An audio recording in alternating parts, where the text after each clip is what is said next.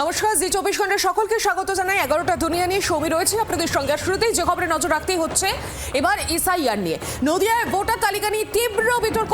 কল্যাণীতে সব থেকে বেশি নাম বাদ এসআইআরে। মতুয়া ইস্যুতে তৃণমূল বিজেপির সংঘাত চরমে পৌঁছেছে। কল্যাণীতে মোট 26,936 জনের নাম বাদ। কল্যাণীতে নাম বাদের তালিকায় বেশিরভাগই মতুয়া সম্প্রদায়রা। সব থেকে বেশি নাম বাদ গিয়েছে কল্যাণীতে। মতুয়াদের নাম বাদ গিয়েছে এবং আগে থেকেই আমরা দেখেছি মতুয়াদের নিয়ে তৃণমূল বিজেপির যে সংঘাত এই মুহূর্তে তা চরমে পৌঁছেছে। কল্যাণীতে জানা যাচ্ছে মোট 26,936 জনের নাম বাদ গিয়েছে এবং বেশিরভাগই রয়েছে সেই তালিকাতে মতুয়া সম্প্রদায়।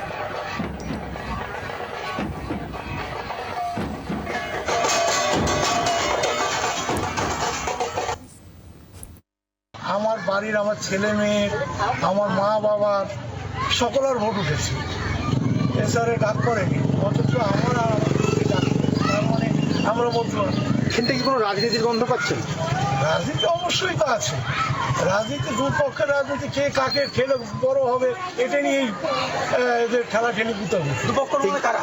এই যে রাজনীতি, এক হচ্ছে শান্তনু ঠাকুর, দ্বিতীয় হচ্ছে মমতা ঠাকুর। আমাদের সাধারণ মানুষের পাশে শান্তনু ঠাকুরের পরিবার কেউ নেই। আমরা এত কয় বছর ভোট দিছি, সেটার জন্য আমাদের চিন্তিত না, বিশালভাবে চিন্তিত।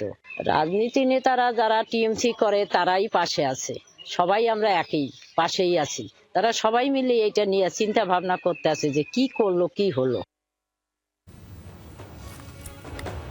নদিয়াতে বহু মানুষের নাম বাদ গিয়েছে। ইতিমধ্যে যে পরিসংখ্যান আমরা পাচ্ছি 26,936 জনের নাম বাদ। আরো বিস্তারিতভাবে আপডেট দেবেন। সঙ্গে রয়েছেন প্রতিনিধি বিশ্বজিৎ মিত্র। বিশ্বজিৎ, এই যে নামগুলো বাদ গিয়েছে তার মধ্যে বেশিরভাগই মতুয়া সম্প্রদায়ের মানুষ রয়েছে, এবার তারা কি করবেন এই প্রশ্নই তো ঘুরছে। দেখো, সেটা অবশ্যই যে নদিয়া জেলাতে যেটা আমরা যদি গতকালকে যেটা লাস্ট এসআইআর যে তালিকা বেরিয়েছে সেই তালিকায় যেটা দেখা যাচ্ছে যে প্রথম লটে যেটা বেরিয়েছিল 17,872 জন এবং গতকালকে লিস্ট বেরোনোর পর দেখা যাচ্ছে 9,064 জনের নাম বাদ গেছে। সব মিলিয়ে এখনো পর্যন্ত যেটা জানা যাচ্ছে যে 26,936 জনের নাম ইতিমধ্যে বাদের তালিকায় গেছে। কিন্তু এই যে ভোটার, সেই ভোটারের অধিকাংশটাই হচ্ছে মতুয়া সম্প্রদায়ভুক্ত মানুষের। কিন্তু মতুয়া সম্প্রদায়ভুক্ত মানুষ যারা এতদিন ভোট দিয়ে রাজনীতির বিভিন্ন নেতা নেত্রীদের জয় করিয়েছেন, কিন্তু এই মুহূর্তে দেখা যাচ্ছে যে তাদের পাশে কেউ নেই। ইতিমধ্যে দেখো তারা যথেষ্টই চিন্তিত এই ঘটনার পরের থেকে আদৌ তারা কি করবেন। এবং বিভিন্ন নেতা নেত্রীরা যারা সভা মঞ্চে দাঁড়িয়ে তারা বিভিন্ন সময় যেটা বক্তব্য রেখেছেন, ডিটেনশন ক্যাম্প থেকে শুরু করে তাদেরকে ওপার পাঠিয়ে দেওয়া হবে, এইসব দ্বিধা বিভক্ত তারা এখন রীতিমতো যথেষ্টই চিন্তিত। এর জন্যই তারা যেটা দায়ী করছেন রাজনৈতিক নেতা নেত্রীদের, তারা দায়ী করছেন এবং এই ঘটনার পরে কিন্তু তারা যথেষ্টই চিন্তিত। এবং ইতিমধ্যে এই যে এত নাম বাদ যাওয়ার কেন্দ্র করে রীতিমতো রাজনৈতিক তর্ক বিতর্ক শুরু হয়েছে। বিজেপি দায়ী করছে তৃণমূলকে এবং তৃণমূল দায়ী করছে বিজেপিকে। একেবারে বিশ্বজিৎ, ধন্যবাদ তোমাকে। আর এই নিয়ে যেমন রাজনৈতিক সংঘাত চরমে পৌঁছেছে, স্বাভাবিকভাবেই একাধিক প্রশ্ন উঠে আসছে এবার তাহলে কি পদক্ষেপ নিতে চলেছে, কি হতে চলেছে এই মতুয়া সম্প্রদায় মানুষের। আর এই নিয়ে বিজেপি এবং তৃণমূল নেতৃত্ব স্থানীয় তাদের কি বক্তব্য শোনাবো আপনাদের।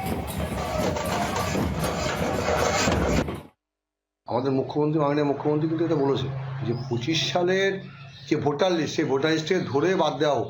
এই যারা বাদ যাচ্ছে বিজেপি চক্রান্তের কারণে, তা সে বেশিরভাগটাই কিন্তু মতুয়া সম্প্রদায় এবং তপশিলি সম্প্রদায়ভুক্ত মানুষ এবং কিছু মানুষ যারা বাংলাদেশের রাজনৈতিক কারণেই হোক সেই কারণে এদেশে এসছে এবং তারা ভারতবর্ষকে আঁকড়ে ধরে বাঁচতে চাইছে। কিন্তু আজকে সেই মানুষগুলো কিন্তু ভোটাধিকার থেকে বঞ্চিত হচ্ছে।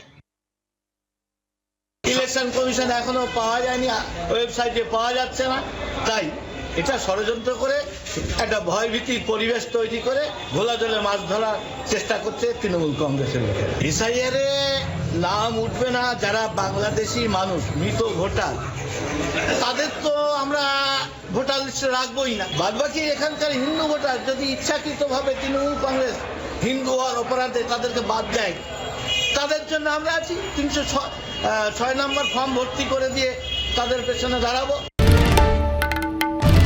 বাংলার আওয়াজ, বাঙালির আবেগ, জি 24 ঘন্টা।